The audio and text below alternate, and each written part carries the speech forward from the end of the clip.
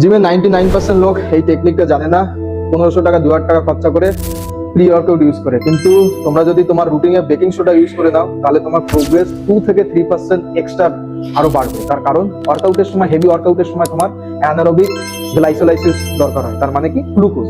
এই গ্লুকোজ গ্লাইসোলাইসিস প্রক্রিয়ায় ব্রেকডাউন হয়ে পাইরুভেট তৈরি হয়, তারপর সেটা ল্যাকটিক তৈরি হয়, আর সাথে H+ আয়ন। আর এই H+ আয়নই হচ্ছে তোমার ওয়ার্কআউটের ক্ষেত্রে ভিলেন। তার কারণ তোমার সাডেন কি স্ট্রেন ড্রপ করে, ধরে নাও তোমার বার্নিং ফিল হয়, ফ্যাটিক ফিল হয়। তাহলে আমাদের মাসেলের মধ্যে না বেসিক্যালি H+ আয়ন ধরে নাও 7.1 অ্যাপ্রক্স, কিন্তু হেভি ওয়ার্কআউটের পর সেটা ড্রপ করে ধরে নাও 6.5 থেকে শুরু করে 6.8 পর্যন্ত। এই ড্রপের ফলে তোমার বডিতে actin myosin cross bridge cycling slow হয়ে যায়, ক্যালসিয়ামের বন্ডিং কমে যায়, ফলে মাসেল কন্ট্রাকশন উইক হয়ে যায়, এনজাইম এলিভেট হয়ে যায়, মানে গ্লাইকোলাইসিস স্লো হয়ে যায়। তার মানে তোমার সাডেন স্ট্রেন ড্রপ আর কি বার্নিং ফিল বেশি হবে। বেকিং সোডা হচ্ছে অ্যালকালাইন, মানে অ্যাসিডের অপোজিট। এটা তোমার ব্লাডে গিয়ে বাফারিং ক্যাপাসিটি বাড়ায়, অ্যাসিডকে নিউট্রালাইজ করে, আর মাসেলের মধ্যে থেকে H+ আয়ন বা অ্যাসিডকে কমায়। মানে এই প্রসেসকেই বলে বাফারিং ক্যাপাসিটি। সোজা কথায় বলতে গেলে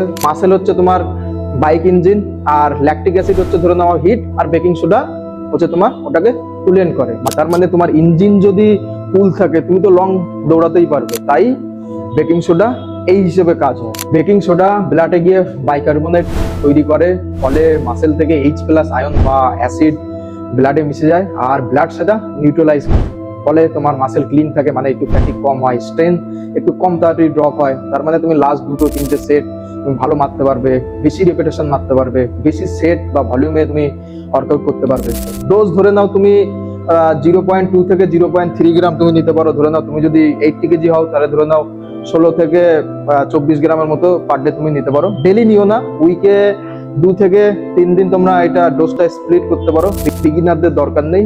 আর ভুলভাল টাইমে যদি তুমি নাও তাহলে টয়লেটে তোমাকে যেতে বাধ্য। আর অ্যাডভান্স হলে একটু বুঝে শুনে দিন, আমি নিচে সব দিয়ে নিচ্ছি, তোমরা দেখে নিও। চলো, টাটা।